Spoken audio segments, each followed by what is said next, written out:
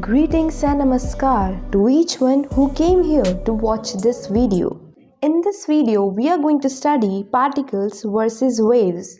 Well, in this section, we are going to study the properties of particles and waves within the context of classical and quantum physics. And to study these aspects, we will go with double slit experiment, which consists of a source S. It can be a source of particles or waves.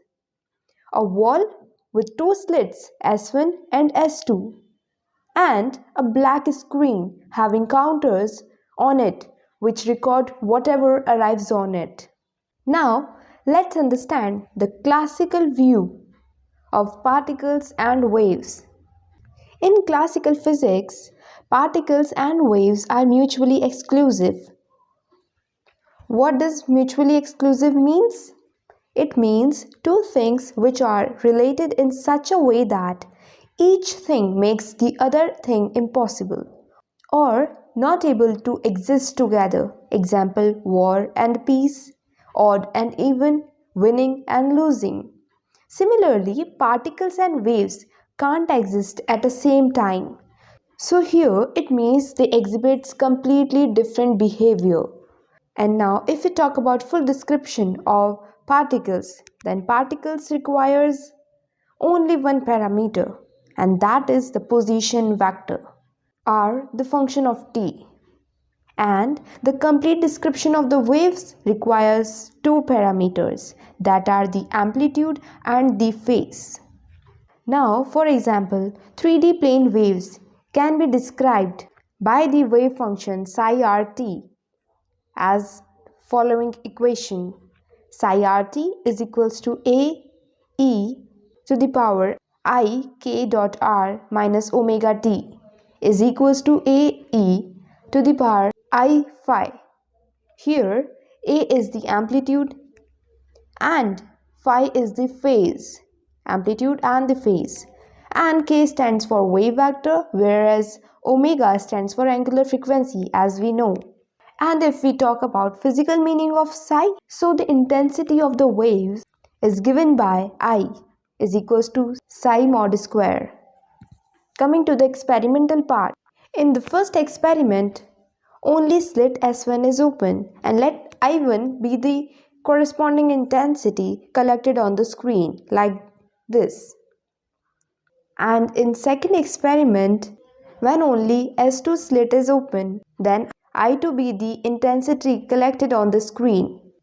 And in the third experiment, if S1 and S2 both are open, the total intensity collected on the screen will be given by I is equals to I1 plus I2. Now, if we take case second, as the sources of waves, we can take an example of light or water waves. When slit S1 is open, then I1 is the intensity collected on the screen here, and when S2 is open, I2 will be the intensity collected on the screen. And we know that a wave is represented by a complex number psi, and its intensity is proportional to its amplitude square. So I1 is equals to psi1 mod square and I2 is equals to psi2 mod square. When both slits are open, the total intensity collected on the screen displays an interference pattern, and hence it cannot be equal to the sum of the intensities. In this wave case, the amplitudes must add, not the intensity.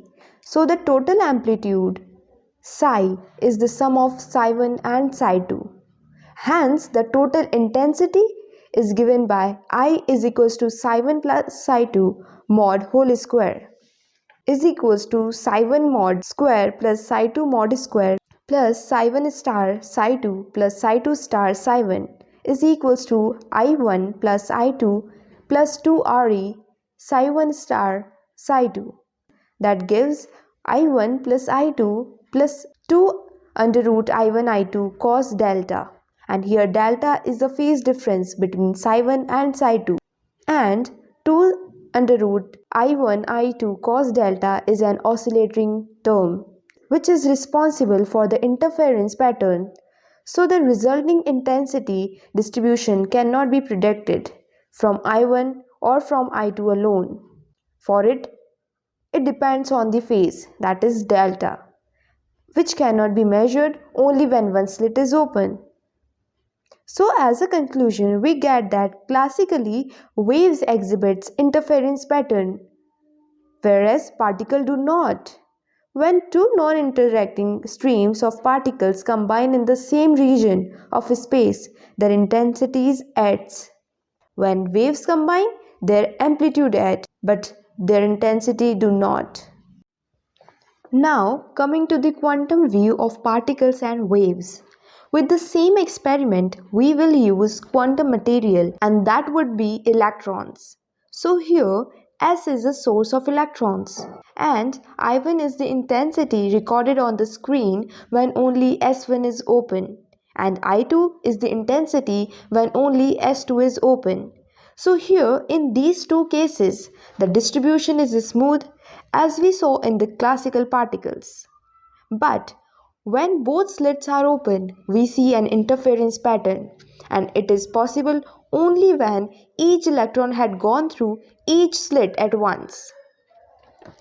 This was kinda strange, that how can a single electron went to both slits? So, to answer this query, an experiment was performed to watch the electrons as they leave the slits. It consists of placing a strong light source behind the slits, and we place Geiger counter all over the screen so that whenever an electron reaches the screen, we hear a click sound on counter. And we see a flash near either S1 or S2, but never near both at once. Well, after recording many times with both slits open, we found that distribution was similar to that of classical bullets. The interference pattern disappeared. But if we turn off the light source, the interference pattern appears again. So, from here we conclude that electrons are very delicate, that they modifies their motion when one watches them. The interference pattern obtained here from the double slit experiment indicates that electrons display both particles and wave properties. When electrons are observed or detected one by one, they behave like particles. But when they are detected after many measurements, they behave like waves of wavelength lambda is equals to h by nu and display an interference pattern. So that's it by my side. I hope you found this video productive. Thanks for giving your time here. Take care.